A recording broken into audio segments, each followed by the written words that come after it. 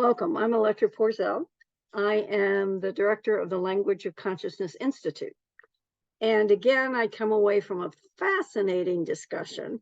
We have a group called, we have a weekly discussion group that focuses on some of Charles Eisenstein's next stories. And this one is getting into what is spirit, what is matter, and how are they related. So the old story that he proposes that most of our society has been based on, at least our Western society within our known history, is that spirit is outside of matter, right? It's not really part of it. The group pretty much agreed that spirit enervates matter, that the spirit and matter are not separate. But the question we really got into was, what is actually running human beings? And how much is that, if you look at the spectrum of dimensional energies outside of the third dimension, so you're talking 4th through 19th, 20th, those are finer and finer dimensions. Are they the energy that runs through the physical body that can be contracted? Are these energies actually your spirit, or is your spirit something unique to you? Let's say your larger self, your larger spirit.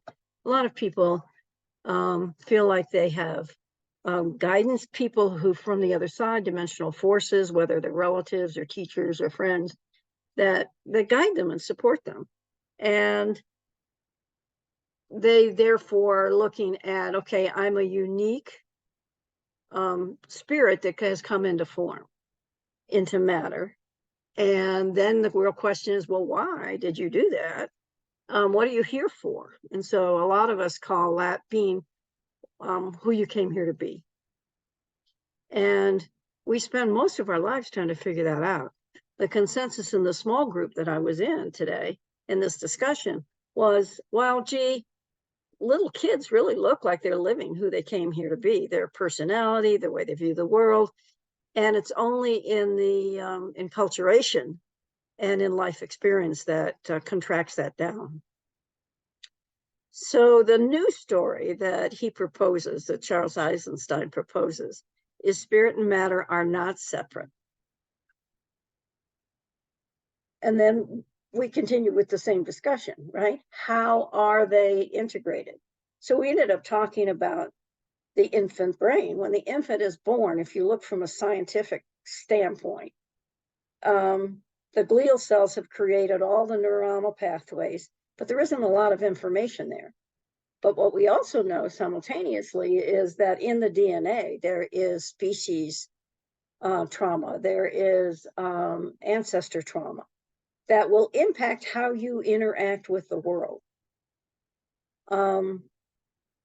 There's also just the genetics of what you get. Do you get musical abilities? Did you get physical abilities? Did you get disabilities in the realm of what is normal? So there's such an integration of what can be deemed to be dimensional energies, from first, second, third dimensional energies, which I think are really interactive in the physical system, to the 4th through and beyond, that come in at finer points. And where that comes in that spectrum to impact the physicality of a human being and how they're developing over time depends on, I think, a lot of factors. We identified life experience, obviously the ancestral trauma, any trauma you have as a child growing up or as part of a marginal group. Also, you have pathways in the brain that record all this stuff. And if everything in your brain is those pathways are all life defeating, it makes it very hard to be in a response mode. So one of the things that we use the creation templates for is to give us more life-enhancing, life-generating phrases when we write them. So you end up with like 12 at least from just one creation or exercise. And those words and those phrases get attached to a concept or a word or an idea in your brain that already has a network going. But we're adding a flexibility to the network. We're adding possibility to the network. So then you become someone who has more opportunity for response and choice. And then the discussion said, well, does that mean that your larger self, your larger spirit is more operative, or was it always operative? How does this connection with our larger dimensional energy of who we have always been operate within the physicality of being a human being? And I think it's always a great discussion. And it's an idea that we're all tangled with, because we're looking at how does a human being, how do human beings return to their original design? Because there certainly is historical information that says there was an aberration at one point, an aberration. If you even look at the Tower of Babel, once upon a time, all humans could talk with one another and talk the same language.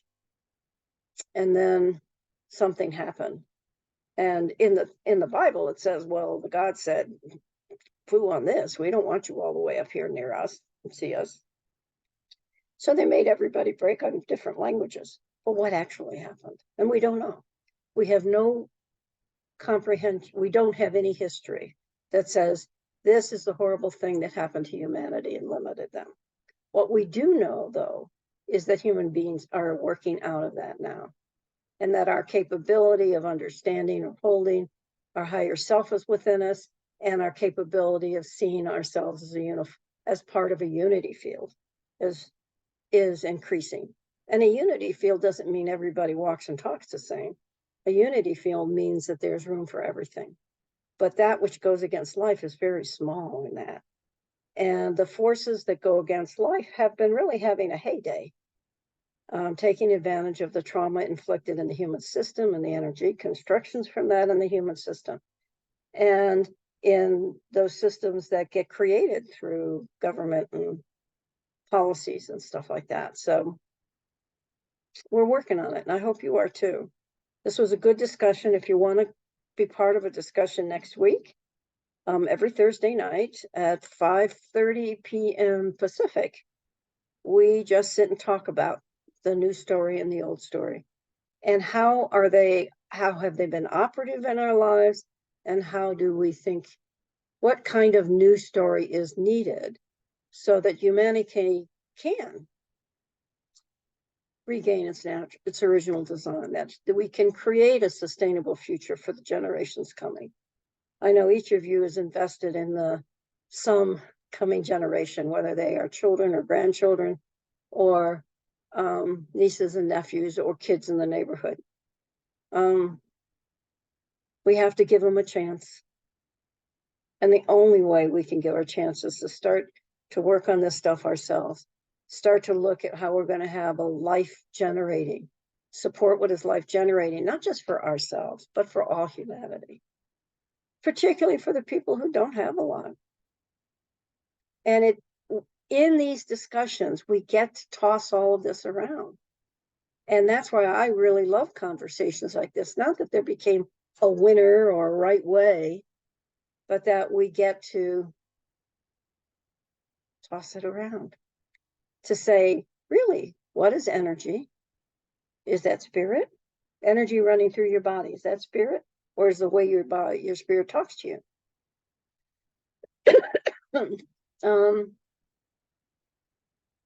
Great questions. I was describing something, I guess, this evening, and somebody says, well, that's very mystical. And I thought, oh, really? I thought it was kind of practical. So I said that to myself. Which means that over time, everybody's perception of how their spirit works with them shifts and changes, and how you can shift and change. You are not stuck with your historical personality. You're not stuck with the trauma that has impacted you. You can shift and live more of who you came here to be. And I start that with conversation. Yes, I have a lot of conversations with myself too, which you probably do. And the only problem with conversations with yourself is that you always agree with yourself. And I really enjoy hearing other people's perspectives.